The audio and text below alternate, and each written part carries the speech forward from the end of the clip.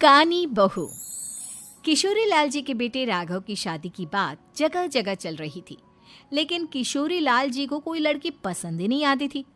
और उसकी एक ही वजह थी, किशोरी लाल जी का लालची होना। उनको लड़की वालों से मोटा दहेज चाहिए था और इसी चक्कर में एक दिन वो एक बहुत पैसे वाले के घर अपने बेटे का रिश्ता लेकर पहुंचे। उस आदमी का नाम था ओम प्रकाश। देखिए किशोरी लाल जी, मेरी एक ही बेटी है और मेरी सारी संपत्ति जायदाद सब कुछ मेरी बेटी नैना का ही है। पापा, नाम से लगता है बहुत खूबसूरत होगी।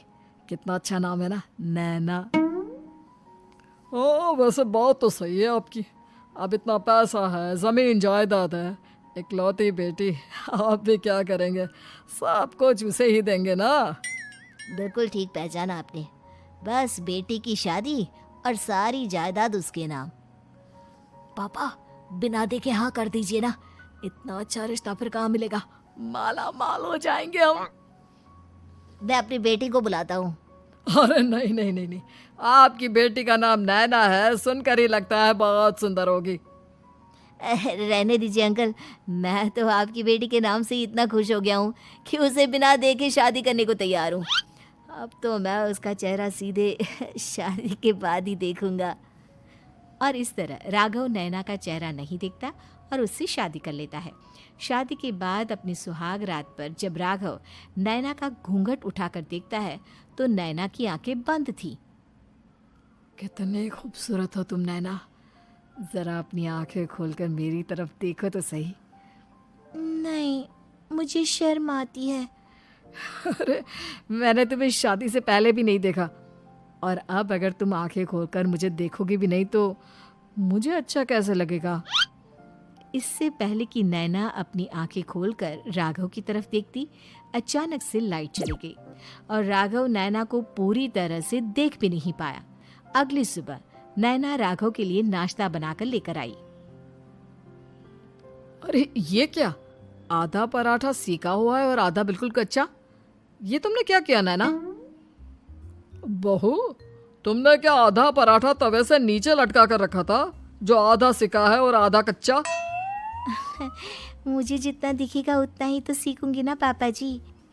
जहाँ जहाँ मुझे नजर आ रहा था वहाँ मैंने सीख लिया, जहाँ जहाँ नहीं दिखा वहाँ कच्चा रह गया होगा।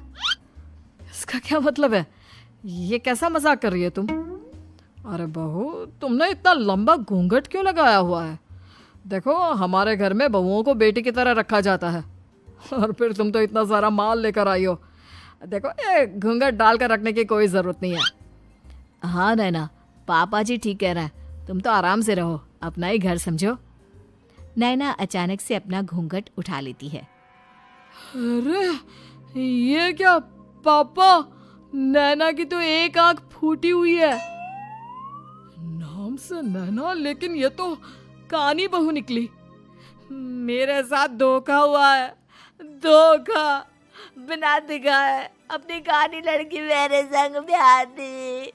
मुझे कानी बीवी नहीं चाहिए। मुझे अभी ओम प्रकाश जी से बात करनी पड़ेगी। आखिर उन्होंने मेरे साथ ऐसा किया क्यों? अरे, आप लोगों ने ही तो पापा से कहा था कि आप लोग शादी से पहले मुझे देखना नहीं चाहते। अब मेरे पापा पर क्यों इल्जाम लगा रहे हैं? अरे लेकिन उन्हें बताना तो चाहिए था ना कि तुम कानी हो, एक आंख से तुम्हें दिखाई नहीं देता। किशोरी लाल और राघव नाराज होकर ओम प्रकाश को अपने घर बुलाते हैं।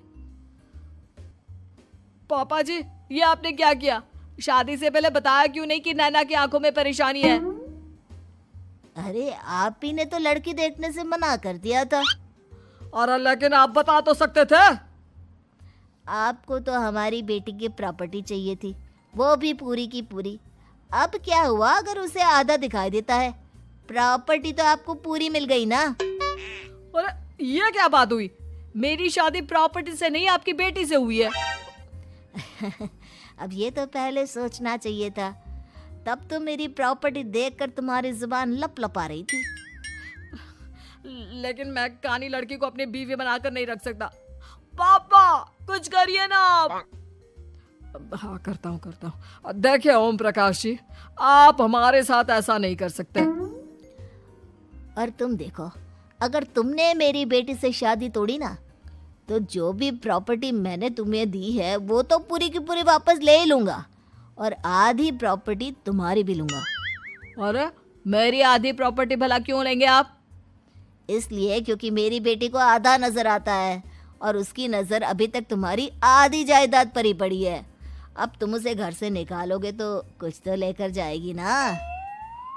और अगर हम आपकी बेटी को अपने घर की बहू बना कर रखे तो? तो तुम्हारी पूरी प्रॉपर्टी तुम्हारी ही रहेगी, और जो मैंने तुम्हें दिया है ना, उसमें से बस मैं आधा लेकर जाऊंगा। अरे लेकिन अब आप अपनी दी हुई प्रॉपर्टी में से आधी वापस क्यों लेकर जाएंगे? अगर मैं आपकी बेटी को अपनी पत्नी बनाकर रखने को तैयार हूं तो? इसलिए ताकि भविष्य में अगर तुम मेरी बेटी को धोखा दो तो उसके पास कुछ तो रहे जो पति का हो। वैसे मेरे पास तो बहुत कुछ है, लेकिन अपने पति की कोई निशानी तो उसके पास होनी चाहिए ना। अब अगर तुमने मेरी बेटी को कानी कहा तो तुम्हें प्रॉपर्टी भी कानी ही मिलेगी, पूरी नहीं। जमाए राजा। किशोरी लाल और राघव समझ चुके थे कि वो बुरी तरह फंस चुके हैं और अब उनके पास वहां से निकलने का कोई चारा नहीं है। अब समझ में आया ना, लालच बुरी बला होती है।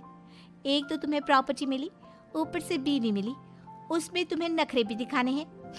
आए बड़े, चुपचाप बैठो दोनों। कुछ दिनों के बाद नैना राघव की कार लेकर बाजार घूमने निकलती है और जब कार लेकर वापस आती है, ये क्या? एक तरफ से मेरी गाड़ी पूरी खराब हो चुकी है।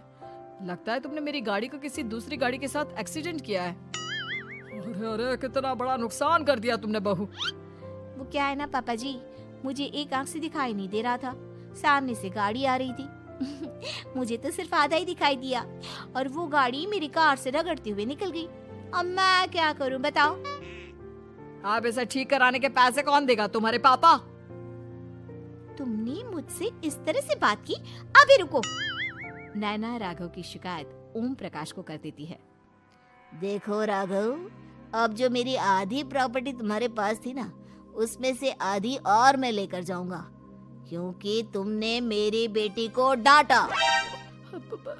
अरे नहीं नहीं पापा जी, गलती हो गई, माफ कर दो। गलती की तो कोई गुंजाइश ही नहीं।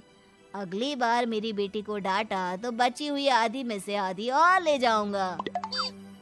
लालच के चक्कर में हम दोनों ने बहुत बड़ी गलती कर दी बेटा।